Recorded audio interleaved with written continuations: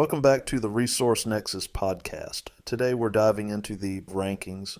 Before we get started, a quick shout out to new listeners. What you're about to hear isn't just opinion or hype. It's all based on rigorous data from my custom model that evaluates roster strength, player performance, and overall team dynamics with measurable stats. For the full team and player rankings, check out the resourcenexus.com. The ratings I'll reference are built to capture production across all levels, factoring in player roles, pace of play, and quality of opponents. This goes way beyond simple scoring averages, and it's about possession efficiency, lineup fit, and true impact on winning games. So let's get into it with the top-rated mid-major in the country, Gonzaga. Nationally, they come in at number 5 with a team rating of 3.7 in our model. When I think mid-major, some schools feel closer to Power 5 territory in resources and foundation. Take Dayton, for example. To me, that's more like a mid or lower Power 5 job than a typical Atlantic 10 gig. Creighton used to be in that category. Wichita State flirted with it too. USF and Grand Canyon have the students' money and potential to push toward that level. But Gonzaga, that's a different animal. It's a smaller private school, and honestly, they've gotten a bit lucky that one guy, Mark Few, decided to stick around and coach for about $2 million a year while passing on gigs paying 3 to 5 times that. I wonder what happens when he's no longer there. But honestly, they don't quite have the fan base or resources of a Creighton or a true Power 5 program. Gonzaga basically built its brand on Few's tenure. That's not the typical model. And as resources even out nationally, they risk sliding toward the Butler model. Every mid-major is a Laval, Jordan, or Brandon Miller away from that reality. Long-term, I think Gonzaga needs to find a way. The Pac-12 makes the most sense. That keeps them relevant and sustainable once Few is gone. Now, onto the players. There's real upside here if Graham Ike and Braden Huff get expanded roles. Ike's our number 5 overall player, carrying a massive 5.6 rating. Huff, often flying under the radar, is ranked 105th nationally with a solid 3.7. Keep your eye on Mario Saint-Superi. He's ranked 26th with a 5.0 rating. This guy was ridiculously productive in Spain's ACB league, arguably the second toughest league in the world. He posted an 18% playing just 15 minutes per game. For context, Tyne Grant Foster had a 19 PR in the much weaker NCAA league. Saint-Superi and my international translation system are new this year, but I'm confident in them. He's the kind of player who could blow past the hype if given the green light. It's the opposite story with Huff and Ike. They have sky-high ceilings if Few decides to give them 10 more minutes a game. Imagine Ike playing 32 minutes like he did at Wyoming. That's an extra gear few teams have. Depth-wise, Gonzaga is borderline absurd. Jalen Worley, Jar 228, Adam Miller, 287, and Tyne Grant Foster, 388, all bring pedigree and upside. Further down, Davis Fogel, Braden Smith, and Steele Venters are rotation pieces most mid-majors would kill for. Talent, length, depth. Gonzaga's roster could absolutely dominate the WCC. The only question is how they manage minutes, but if it clicks, their ceiling is as high as anyone outside the power conferences. All right, shifting gears to San Diego State. They're clocking in at number 34 nationally with a team rating of 2.7. You already know the blueprint here: elite defense, physicality, and guards that make life a living nightmare for opposing ball handlers. This year's core features Miles Bird, ranked number 74 with a 3.9 rating. Bird's got legit two-way versatility and should see a usage bump, which could elevate this team's overall game. Then there's Magoon Gwathney, not far behind at number 178, rated 3.3. He's a tough piece on both ends. Don't overlook BJ Davis, sitting at number 283 with a 2.8 rating, a shifty guard who brings just enough shot creation to keep defenses honest. And Reese Dixon Waters, even if his impact hasn't matched the name value, still clocks in at number 324 with a 2.7 rating. One user nailed it. They'll ugly up games and win more than they probably should. That's fair. The Aztecs are never an easy out, and with continuity on their side, their floor is as high as ever. Up next, Utah State. They come in at number 41 nationally, rated 2.8, with two clear cornerstones. Mason Falslev at number 72 with a 3.9 rating, and Ian Martinez at number 98 rated 3.7. Those two form one of the better backcourts in the mid-major landscape, but beyond them, it thins out pretty fast. Carson Templin at number 318, Drake Allen at number 358, and MJ Collins at number 472. These guys will need to step up significantly if Utah State wants to contend at the top of the conference. Our model sees a strong core, but the supporting cast limits their ceiling. They're still a tournament-level team, but winning a game there will depend heavily on whether one or two of these rotation guys can over-deliver. Rounding out this group is St. Mary's, ranked number 47 nationally with a team rating of 2.3. Look, I once doubted a Randy Bennett team, not making that mistake again. This squad doesn't look quite as loaded as the last 2 years, but betting against St. Mary's usually leaves you with a red face. Here's the truth, everyone sucks until they hire a good coach. If UNC or Louisville hire bums, they'll suck too. You could say the same about Gonzaga and Butler, who didn't even make an NCAA tournament until the 90s, St. Mary's included. You hire a winner, you win. Good coaches figure out a way, even at places like this, and to build consistency and win more than they did before moving on. Breakout candidate Harry Wessels, rated 2.8, ranked number 289, has another gear he hasn't been allowed to show yet. If this is the year they unleash him, it could be a total game changer. Paulius Morauskas at number 94 with a 3.8 rating gives them a proven scorer to lean on. Mikey Lewis down at number 410, and Jazz Gardner and Mantas Juzanis are intriguing pieces, but depth remains the real concern. Still, it's St. Mary's. They always seem to find that sophomore with a weird name who ends up torching your bracket come March. Now, in the Mountain West with Boise State, Rice has hit that sweet spot of sustained consistency where bad seasons just aren't a thing anymore. Even with some roster turnover, I don't expect much of a drop-off this year. He's got two anchors returning, Javan Buchanan, ranked 303rd nationally with a 2.7 rating, and Roddy Meadow, both of whom bring star power and valuable continuity. Drew Fielder is back as well, coming in at 473rd with a 2.2 rating, and Dylan Andrews joins the mix ranked 514th nationally at 2.1. It's a solid nucleus. In a landscape where overall college basketball talent is dipping thanks to the end of the super senior era, just staying steady might be enough to stay competitive. Sliding over to the AAC, Memphis sits 57th nationally with a 2.6 rating. But here's the thing. The numbers didn't love them last year, and frankly, I think the metrics were spot on. Everything broke perfectly in the non-conference schedule, but once AAC play started, they looked chaotic, which honestly kind of tracks for a Penny Hardaway team.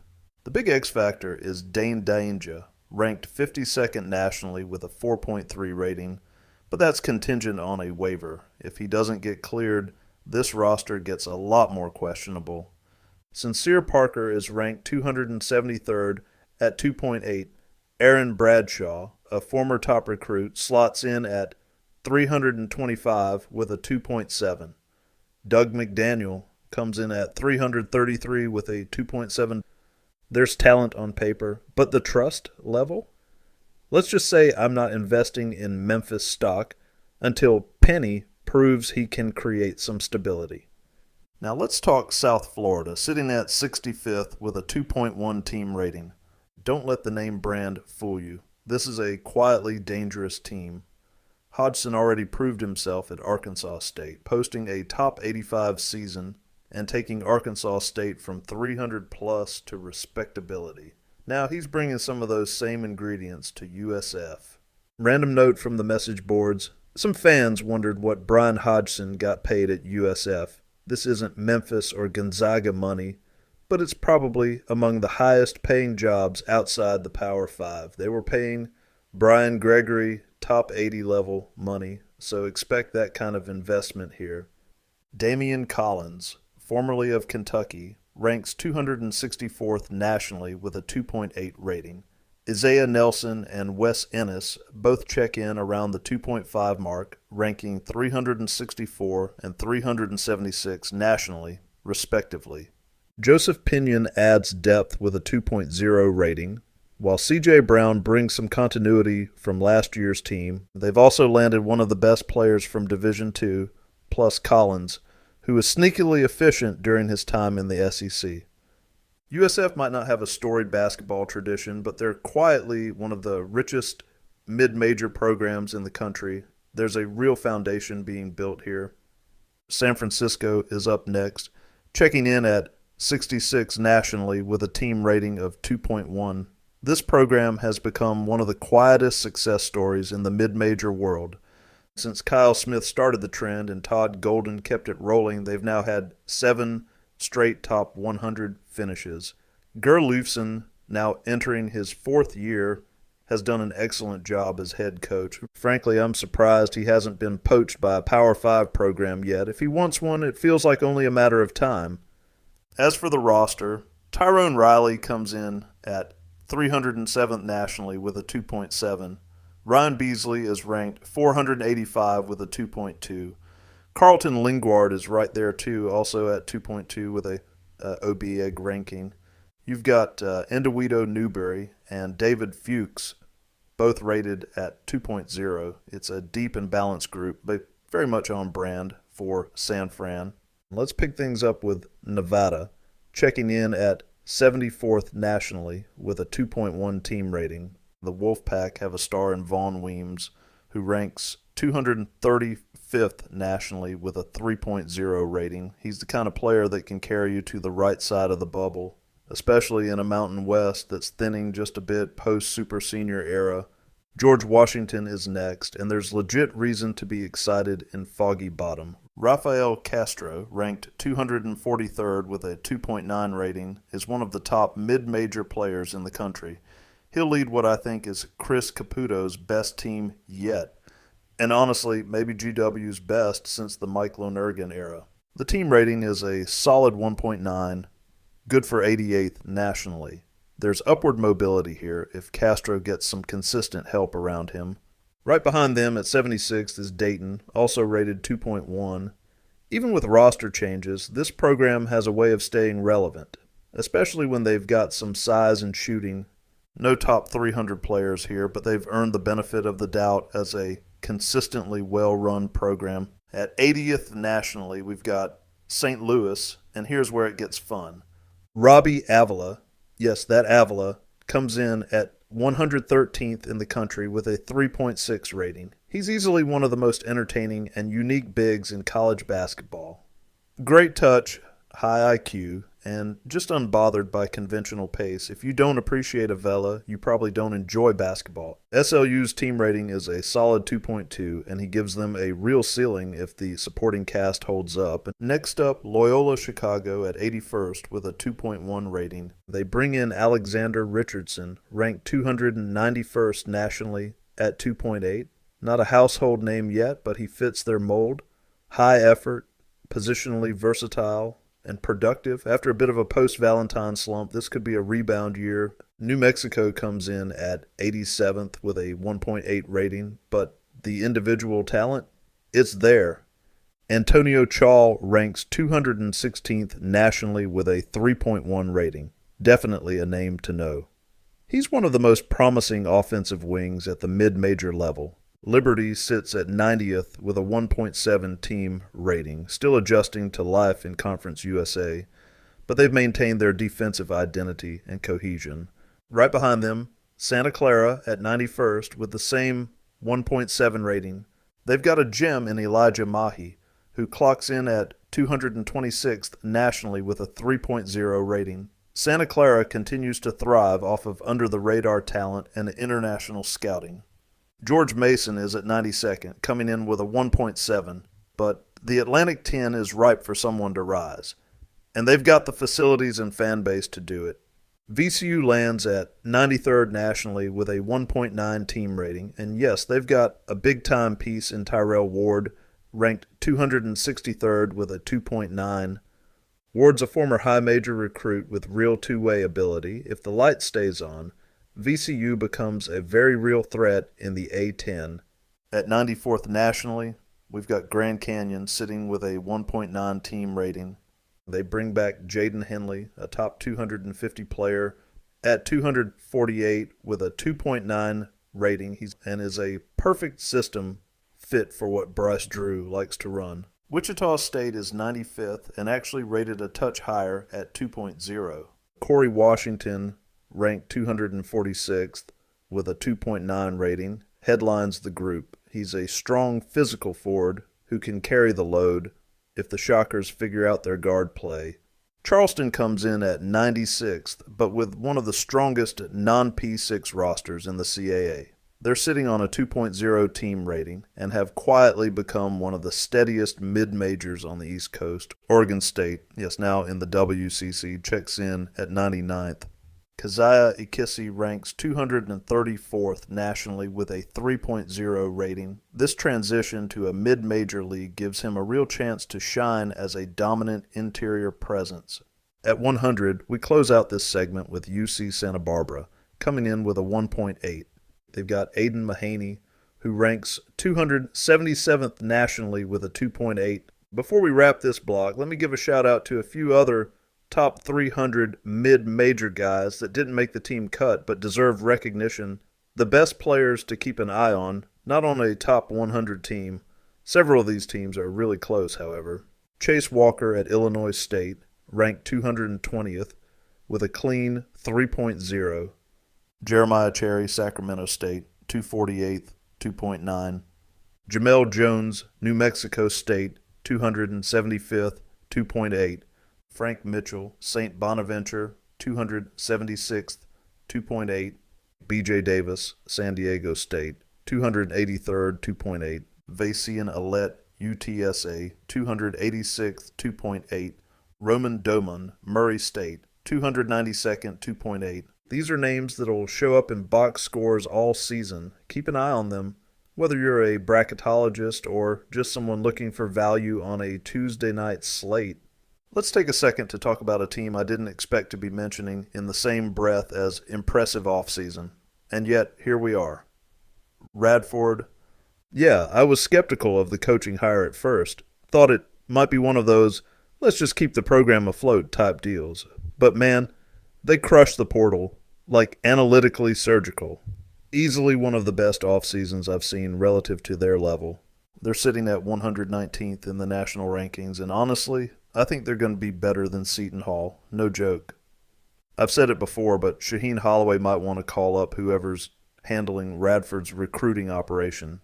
Because if you're spending $1.5 million, you should probably be landing players like this, not the ones Seton Hall's bringing in. Let's talk about why I'm this bullish. They didn't just grab random pieces. They fit.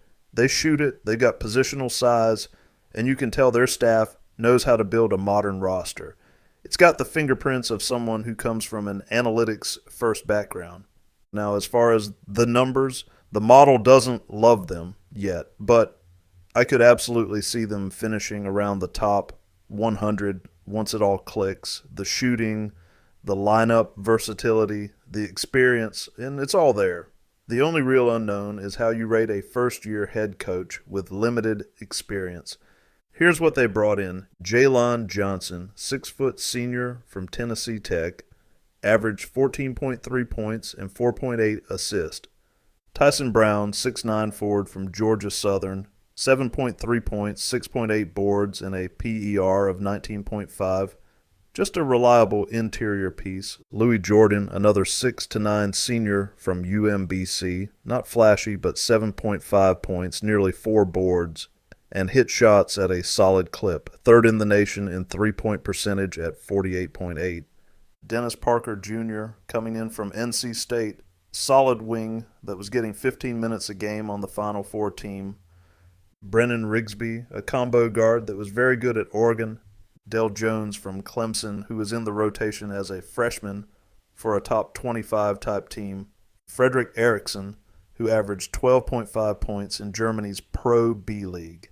This is what building a cohesive, modern mid-major looks like. Radford isn't just collecting talent, they're constructing a roster. It's intentional, it's thoughtful, and it's way ahead of where anyone thought they'd be when the hire was made.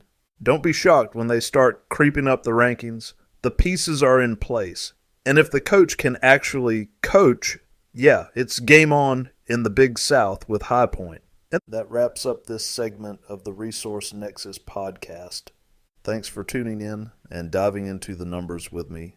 Stay tuned for the next part where we'll break down more conferences and teams and uncover what the data really says about the upcoming season. Don't forget to visit theresourcenexus.com for the full rankings and deeper insights. Until next time, keep questioning, keep analyzing, and keep loving the game. All right, that's a wrap for today. Thanks for tuning in. Hope you got some good insights. If you enjoyed the episode, be sure to like, subscribe, and share it with anyone who'd find it useful. And don't forget to check out theresourcenexus.com for more in-depth analysis. Until next time, check you later. Cool. Guess we'll see you around. All right, check you later. Bye. Wait, man, why are you always such a dork, man? What are you talking